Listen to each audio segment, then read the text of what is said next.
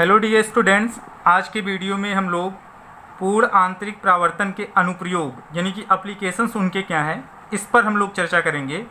और ये महत्वपूर्ण टॉपिक है क्योंकि पूर्ण आंतरिक परावर्तन के अनुप्रयोग पर आधारित एक टॉपिक आपसे एग्ज़ाम में पूछी जाती है, यानी कि एक अनुप्रयोग इसका पूछा जाता है, 2 मार्क्स में आता है। तो ये इम्पॉर्टेंट है, बस आप वीडियो को अंत तक देखें, वीडियो को स्किप ना करें, ये हमारी आपसे रिक्वेस्ट है। तो चलिए स्टार्ट करते हैं। क्या है पहला अनुप्रयोग? टोटली रिफ्लेक्टर प्रिज्म यानी कि पूर्ण परावर्तक प्रिज्म। इसके नाम से ही लग रहा है कि ये ऐसा प्रिज्म है जो प्रकाश को पूरी तरह से परावर्तित कर देता है। और पूरी तरह से अगर ये परावर्तित कर रहा है तो जाहिर सी बात है इसमें कौन सी घटना हो रही है? पूर्ण आंतरिक परावर्तन की घटना हो रही है। ये एक विशेष प्रिज्म होता है जो क्राउन कांच का बना होता है। क्राउन कांच मतलब यहाँ पे जिसका अपवर्तनांक लगभग 1.5 होता है, उससे मिलकर बना होता है।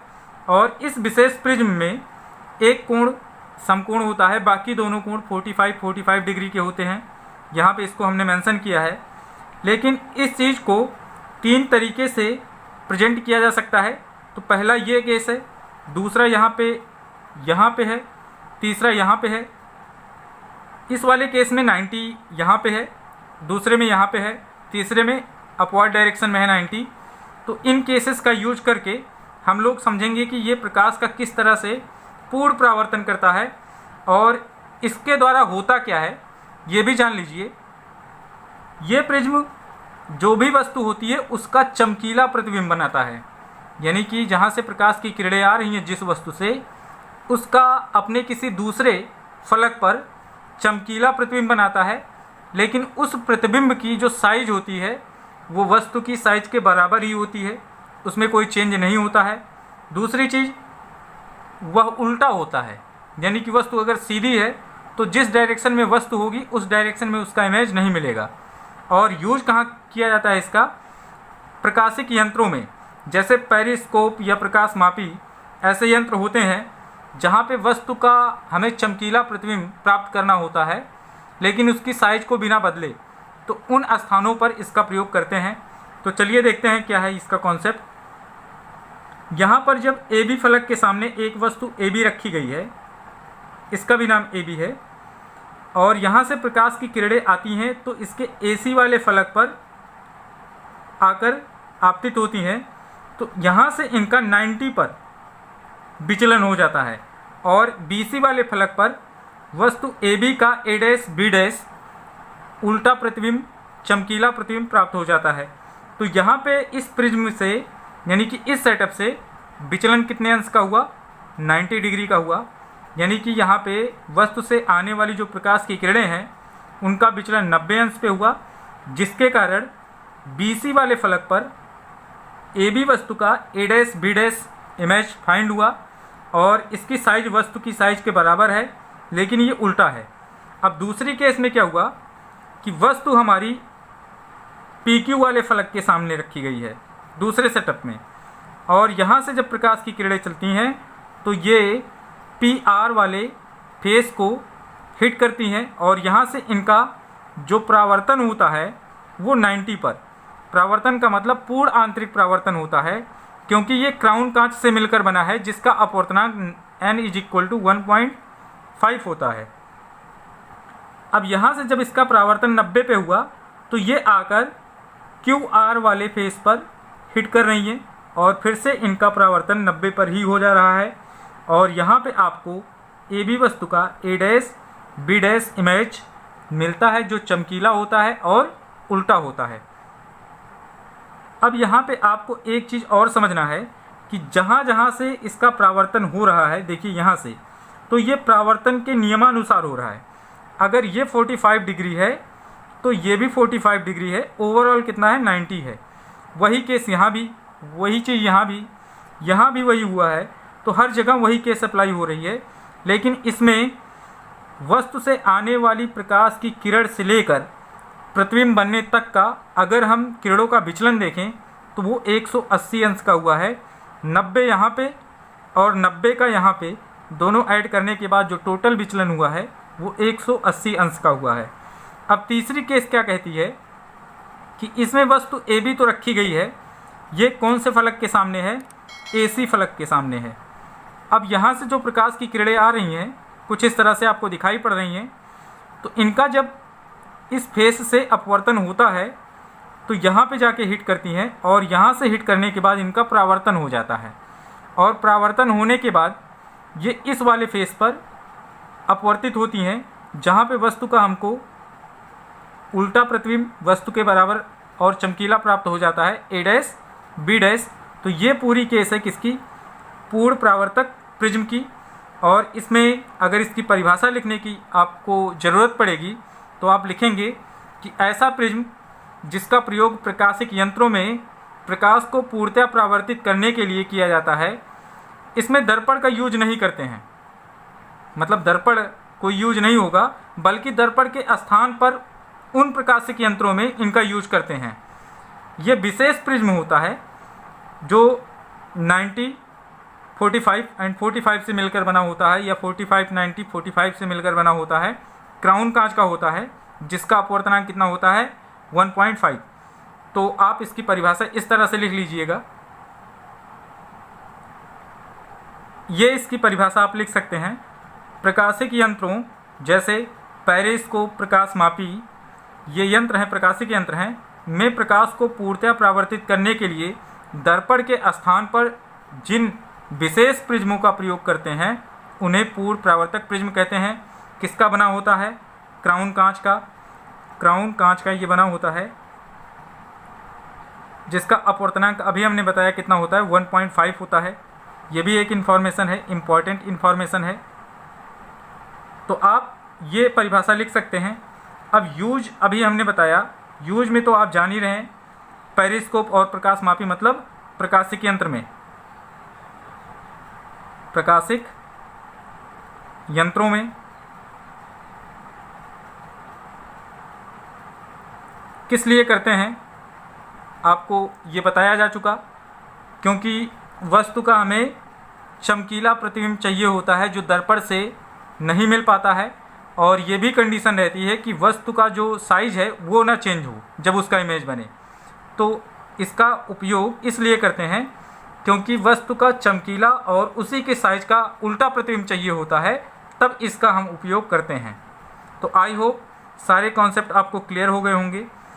इसको याद रखिएगा, बहुत इजी है। डायग्राम आपके सामने है, डायग्राम को क्लियर कर लीजिएगा। ये 90, ये 45, ये 45, यहाँ 45, ये 90, ये 45, 90, 45 एंड 45। और यहाँ पे जो विचलन हुआ है इसकी बात नहीं की गई। विचलन यहाँ पे कितना हुआ है? नो, कोई विचलन नहीं, कोई डिविएशन नहीं, नो डिविएशन यहाँ पे हुआ है, क्योंकि वस्तु जिस डायरेक्शन में थी, यानी कि जिस पोजीशन पे रखी गई थी उसी पोजीशन पे आपको इमेज मिला है।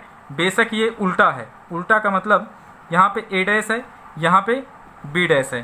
तो ये आपको क्लियर रखना है। अब चलिए चलते हैं इसके दूसरे महत्वपूर्ण अनुप्रयोग के बारे में जानते हैं, जो आपके लिए इम्पॉर्टेंट है, वो अक्सर एग्जाम में पूछा जाता है। तो ये आपका दूसरा है जो बहुत इम्पॉर्टेंट है। क्या है? Optical fibre. अब यहाँ देखिए, फाइबर की जो स्पेलिंग है, RE चाहे लिखें चाहे ER लिखें, दोनों का मतलब होता है तंतु। तो ये क्या है ये समझते हैं। आपने ज़रूर सुना होगा कि जो आजकल टेक्नोलॉजी चल रही है, यानी कि संचार क्षेत्र में, चिकित्सा क्षेत्र में, इन सब स्थानों पर ऑप्टिकल फाइबर का यूज कर रहे हैं। चिकित्सा क्षेत्र में जो शरीर के अंदर हम लोग ऑब्जर्वेशन करते हैं, यानी कि जिस बीमारी का इलाज किया जाता है, तो उसमें संभव नहीं होता है कि अंदर की सही जानकारी मिल पाए, लेकिन ऑप्टिकल फाइबर का यूज करके उस बॉडी के अंग तक सिग्नल भेजा जाता है, जिससे उसकी सटीक पोजीशन या बीमारी का पता चलता है। तो चिकित्सा के क्षेत्र में और संचार के क्षेत्र में, यानी कि कहने का मतलब प्रकाश को अगर एक स्थान से दूसरे स्थान तक प्रेषित करना हुआ तो हम इस युक्ति का प्रयोग करेंगे जो पूर्ण आंतरिक परावर्तन पर आधारित होती है। तो इसकी परिभाषा आप लोग कैसे लिखेंगे? यह पूर्ण आंतरिक परावर्तन पर आधारित एक ऐसी युक्ति है जिससे प्रकाश को इसकी तीव्रता में बिना किसी क्षय के प्रेषित किया जाता है। यह पूर्ण आंतरिक परावर्तन के सिद्धांत पर क्रियान्वित होती है। मतलब कहने का ये हुआ कि इसके द्वारा जब लाइट का ट्रांसमिशन होता है तो लाइट की जो इंटेंसिटी होती है उसमें बिना किसी क्षय के इसका ट्रांसमिशन कर दिया जाता है, मतलब यहाँ पे जो लाइट की इंटेंसिटी होगी वही इंटेंसिटी आपको यहाँ पे मिलेगी। यानी कि इसके अंदर जो भी पूर्ण आंतरिक परावर्तन की घटना हो रही है उसके कारण इसकी तीव्रता में कोई कमी नहीं आएगी। तो इस तरह से ऑप्टिकल फाइबर का यूज करते हैं, ये इम्पॉर्टेंट है, आप इसको अच्छे से याद करिएगा। डायग्राम बहुत सिंपल है। ये ऑप्टिकल फाइबर जो बना होता है ये क्वार्टर्स के असंख्य रेशों से मिलकर बना होता है। इनकी जो मोटाई होती है यानी कि फाइबर की जो मोटाई होती है वो फाइबर की मोटाई 10⁻⁻⁶ मीटर की कोटि की होती है, यानी कि बहुत पतला होता है। तो इस तरह से आप इनकी कंस्ट्रक्शन में क्या लिखेंगे, यह उच्च कोटि के कांच, अंडर ब्रैकेट आप लिख सकते हैं क्वार्ट्स, जिनका अपवर्तनांक कितना होता है 1.7 के असंख्य तंतुओं से मिलकर बना होता है। प्रत्येक तंतु की जो मोटाई होती है वो लगभग 10⁻⁻⁶ मीटर की कोटि की होती है और इसके चारों ओर कम अपवर्तनांक लगभग 1.5 वाले पदार्थ का लेपन किया गया होता है और पूरे आवरण को एक प्लास्टिक में रखा जाता है। मतलब कहने का ये हुआ कि क्वार्ट्ज जो होता है उनके जो रेशे होते हैं वो अंदर वाले पार्ट में होते हैं। मतलब ये बहुत सारे असंख्य पतले पतले रेशों से मिलकर इस तरह से बना होता है। ये अंदर वाला भाग यहाँ पे आपको दिखाया गया है जिसका अपवर्तनांक कितना 1.7, मतलब ये क्या है, क्वार्ट्ज है। और जो इसका बाहरी आवरण होता है ये, यानी कि इसके ऊपर यहाँ पे हम बात कर रहे हैं, इस पर क्लैडिंग की गई होती है, यानी कि लेपन किया गया होता है कुछ पदार्थों को लेकर, जिनका अपवर्तनांक कितना होता है 1.5। मतलब ये अपवर्तनांक तो लगभग कांच का ही होता है। तो कांच जैसे अपवर्तनांक वाले कुछ पदार्थ होते हैं जिनका लेपन इसके ऊपर कर दिया जाता है। तो यहाँ पे हो गया।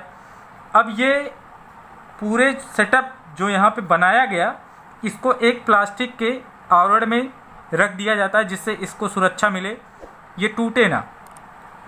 अब इसकी वर्किंग क्या है ये समझ लेते हैं कि यहाँ पे देखिए कि जब इसके एक सिरे पर बहुत छोटे कोण पर कोई प्रकाश की किरण आपतित कराई जाती है तो इस वाले पॉइंट पे इसका जब अपवर्तन होता है तो अपवर्तित किरण सीधे इसके अंदर वाले फलक पर I > IC पर आपतित होती है। यानी कि यहाँ पे जब एक प्रकाश की किरण बहुत छोटे कोण पर इसके एक सिरे पर आपतित कराई जाती है तो अपवर्तन के पश्चात वो इसके अंदर वाले फलक पर क्रांतिक कोण से बड़े कोण पर, IC आपका क्या है, क्रांतिक कोण है, क्रांतिक कोण से बड़े कोण पर आपतित होती है, जिसके कारण पूर्ण आंतरिक परावर्तन हो जाता है। क्योंकि आपने पढ़ा था कि क्रांतिक कोण से बड़े कोण पर जब भी कोई प्रकाश की किरण आपतित होती है तो उसका क्या हो जाता है, पूर्ण आंतरिक परावर्तन हो जाता है। तो यहाँ पे इस वाले पॉइंट से पूर्ण आंतरिक परावर्तन स्टार्ट हो जाता है और फिर इसके अंदर वही केस लगातार रिपीट होती रहती है, I > IC, मतलब यहाँ पे आपतन परावर्तन। और लास्ट में जब यहाँ पे ये प्रकाश की किरण पहुँचती है जिसकी तीव्रता में कोई कमी नहीं हुई रहती है तो वायु में वो हमको अविलंब से दूर हटती हुई प्राप्त हो जाती है जिसकी तीव्रता में कोई कमी नहीं होती है। और यहाँ से जो संचार सिग्नल भेजा गया था वो हमको इसके दूसरे सिरे पर बिना किसी क्षय के प्राप्त हो जाता है। तो इसकी वर्किंग में क्या लिखना है आप ये देख लीजिए। जब इसके एक सिरे पर अल्प कोण पर कोई प्रकाश की किरण आपतित होती है तो अपवर्तित किरण इसके अंदर क्रांतिक कोण से बड़े कोण पर आपतित होती है जिसके कारण पूर्ण आंतरिक परावर्तन हो जाता है।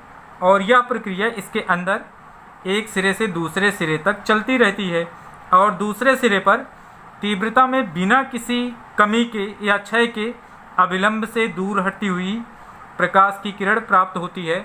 अविलंब से दूर क्यों हट रही है, क्योंकि अब वो इसके अंदर अर्थात कांच के रेशों से निकलकर वायु में जा रही है। मतलब क्योंकि वो डेंसर से रेयर में जा रही है। तो आज की वीडियो में बस इतना ही। अगर वीडियो पसंद आई है तो लाइक शेयर करना ना भूलें और अगर कोई प्रॉब्लम है तो आप हमें कमेंट करके पूछ सकते हैं। चैनल को सब्सक्राइब करें। अगला वीडियो जो आपका होगा उसमें हम लोग न्यूमेरिकल प्रॉब्लम्स पे डिस्कस करेंगे और न्यूमेरिकल पजल्स को आसानी से सॉल्व करेंगे। धन्यवाद।